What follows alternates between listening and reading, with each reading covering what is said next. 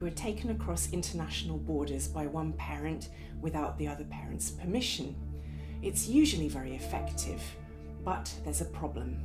The convention was originally designed to deal with fathers who abduct children and to protect mothers and children, but that's changed. Now, in over 75% of cases, the abducting parent is the mother. Many of them are fleeing domestic abuse. There's nothing that actually protects a fleeing mother and child. No local justice, no international justice, nothing.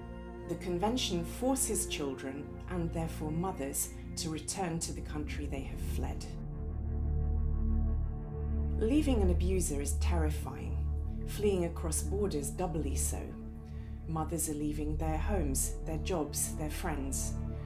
They're traumatized and often in fear of their lives. They try to flee to safety, and then the Hague Convention hits them. Being in court was so terrifying, so stressful that it has left me traumatized.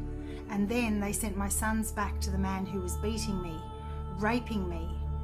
HagueMothers are rarely entitled to legal aid. There are not many specialist lawyers available, and they only have a few weeks and sometimes only a few days to prepare their case. The only defence available to them is Article 13b of the Convention. The court does not have to order the return of a child if the mother can prove that there is a grave risk that returning them would expose them to physical or psychological harm or place them in an intolerable situation. But grave risk is interpreted very narrowly. Domestic abuse against the mother is rarely seen as a grave risk or intolerable situation for the child, in spite of extensive evidence to the contrary. Children are almost always returned to the country and often into the care of the abusive parent. My ex has filed a hate convention case against us after we fled Ireland last year. I just know they're gonna send my kids back and then I'll have to follow. But what happens to us when we get there? What if he kills us? Mothers must choose whether to return with their children or send them back alone. Those who do return face post-separation abuse, destitution, homelessness, isolation, and sometimes even criminal proceedings. They often have no family and no support networks, a textbook context for continued abuse. It is not in any child's best interest to grow up with a mother who is isolated or unemployed and depressed, trapped in a foreign country by an abusive ex-partner.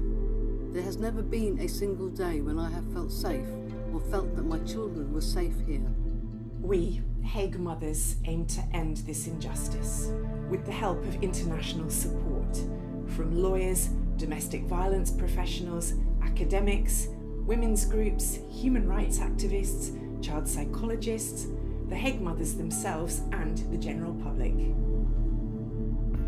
We call on the Hague Secretariat to recognise the grave risk and intolerable situation caused by exposure to domestic abuse.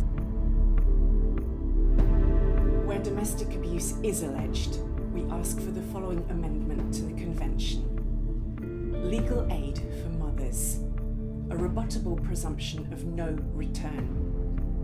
Welfare hearings held in a safe location. The views and wishes of the child to be fully considered.